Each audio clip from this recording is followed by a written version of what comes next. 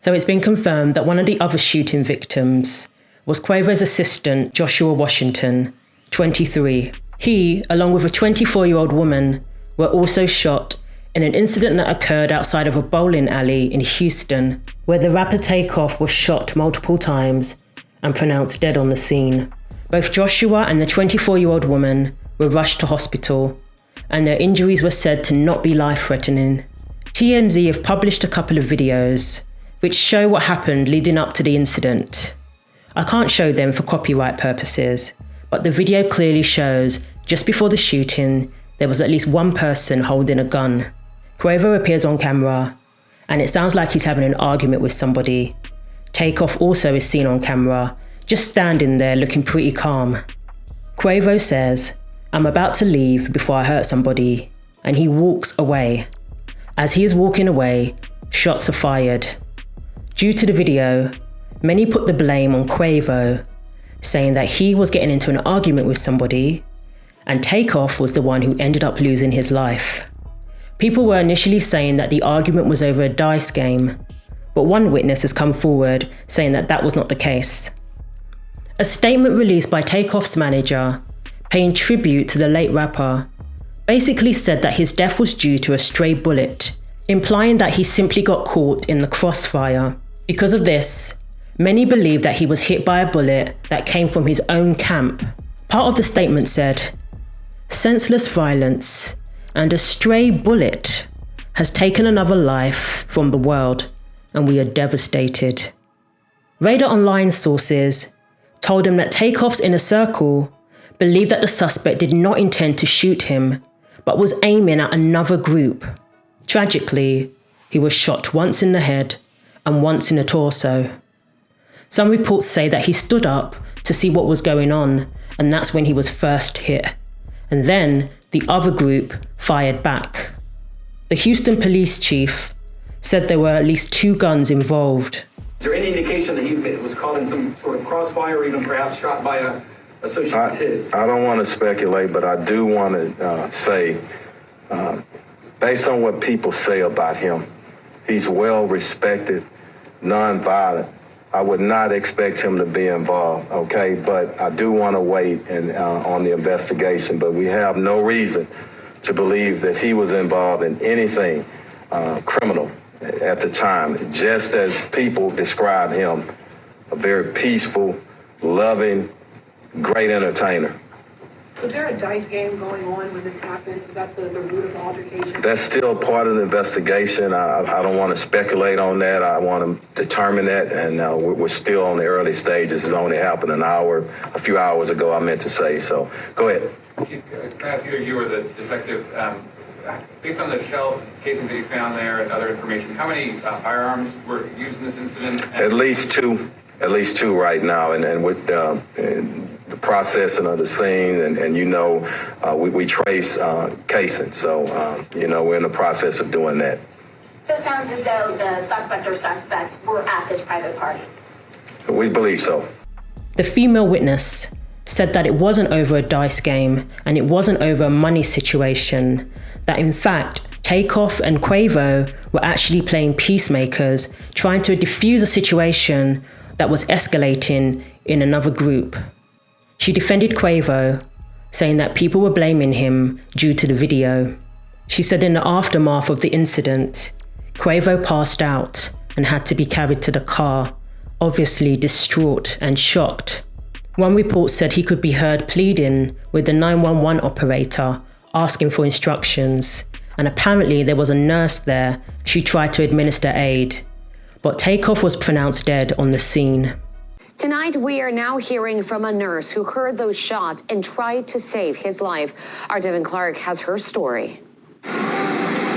Around 2:30 Tuesday morning, this nurse who lives near 810 Billards and Bowling and asked not to be identified was jolted by the sounds of gunfire, then loud screams. He was screaming, "Ah!" So I'm thinking that's the victim. That's when she says, guided by faith, her veteran first responder instincts kicked in and she rushed to the scene. I was scared, but I had to go.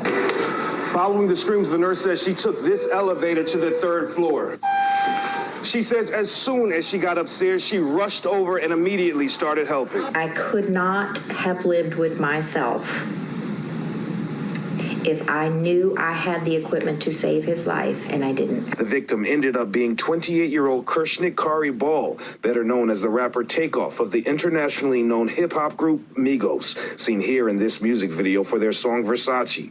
As it turns out, he wasn't the one screaming, but rather his uncle and fellow group member Quavo. I could feel my heart beating like it was in my throat. By the time she got there, she says Takeoff had no pulse. His eyes were rolled back, and there was a pool of blood behind his head. I can't pronounce someone dead, but I think he was deceased. She says she never heard of the rapper before, but is praying hard for his loved one's strength and that the shooter will come forward. And I just can't imagine this mom. You know, I'm a mother, so I've always been fearful that this could be my kid. Reporting downtown, Devin Clark, KPRC 2 News. People were bombarding Cardi B's and Offset's Twitter accounts, demanding that they say something, and some of the comments were pretty insensitive. And of course, there's been nothing from Quavo yet.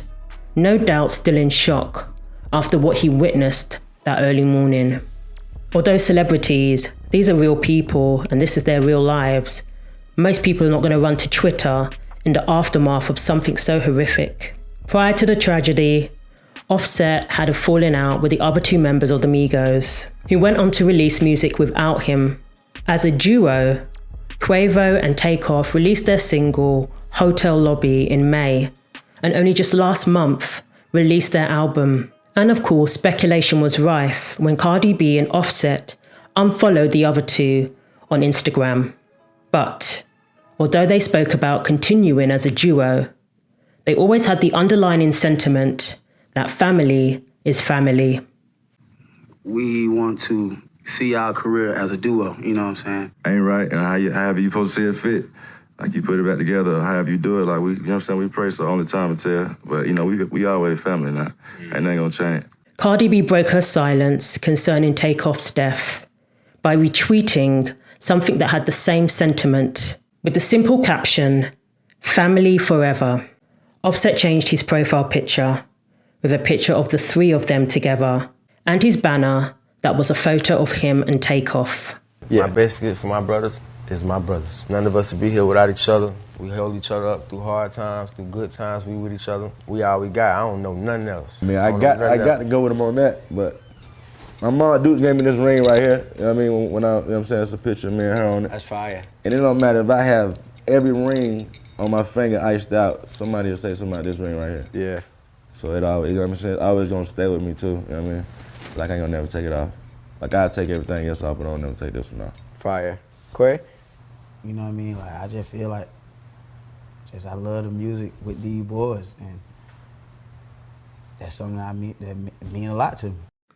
I can't imagine how he must be feeling, especially with him falling out with the other two before this tragedy occurred, and the likelihood that they were unable to resolve their differences and now will not get the opportunity to do so.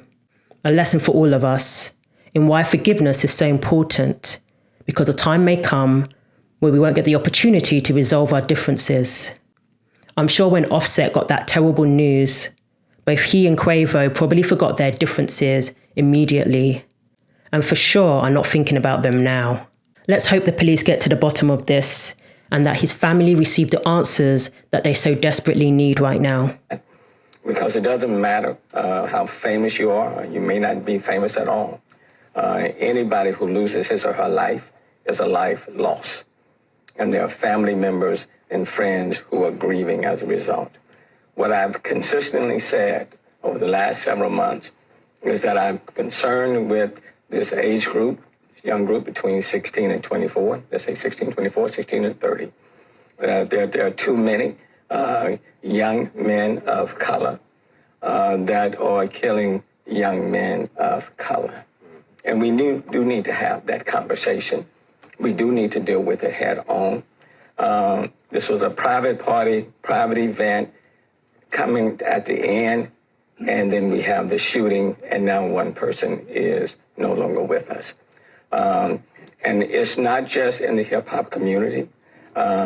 and I just don't want to demonize this group, but it's across the board with this demographic, where people are no longer resolving their disputes or their arguments through a fist fight, but now everybody has access to guns, and so when there's a disagreement, people pull their guns and they start shooting, and then people are fatally shot and killed, or people are injured.